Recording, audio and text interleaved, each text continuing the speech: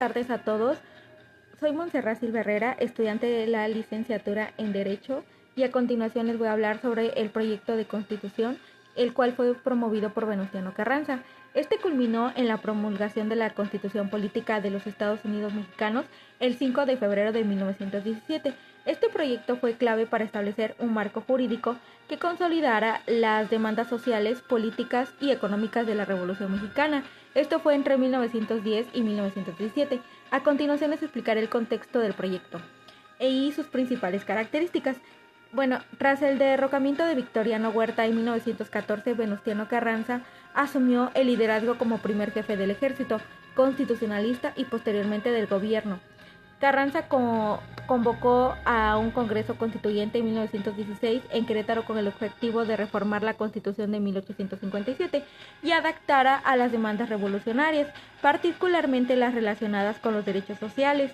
También, sus objetivos principales fue establecer una república representativa, democrática y federal, incorporar a los derechos sociales a la Carta Magna para atender las demandas agrarias, laborales y de justicia social que motivaron la revolución.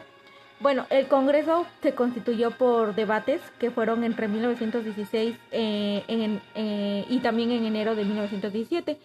Reflejaron las tensiones entre dos posturas, los moderados y los alineados con Carranza y los radicales, quienes impulsaron reformas más profundas. Aunque Carranza propuso reformas moderadas, los constituyentes radicales introdujeron elementos progresistas que marcaron la diferencia de la Constitución de 1917.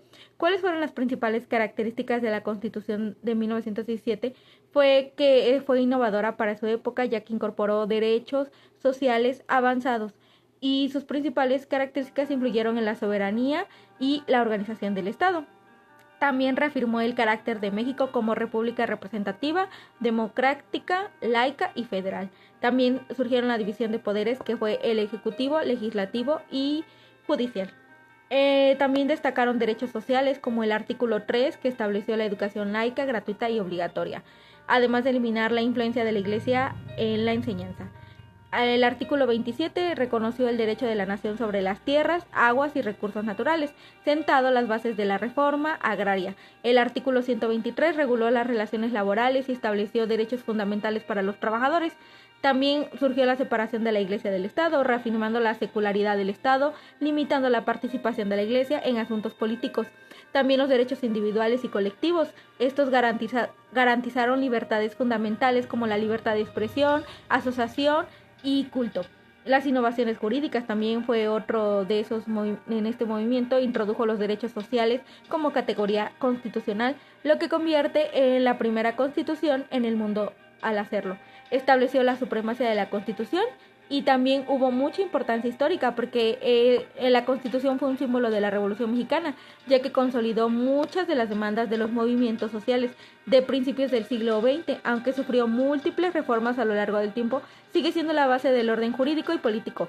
Su trascendencia radicó que fue la primera constitución en el mundo en incluir derechos sociales, sirviendo de inspiración para otras constituciones de América Latina. Eso fue todo por hoy. Muchas gracias.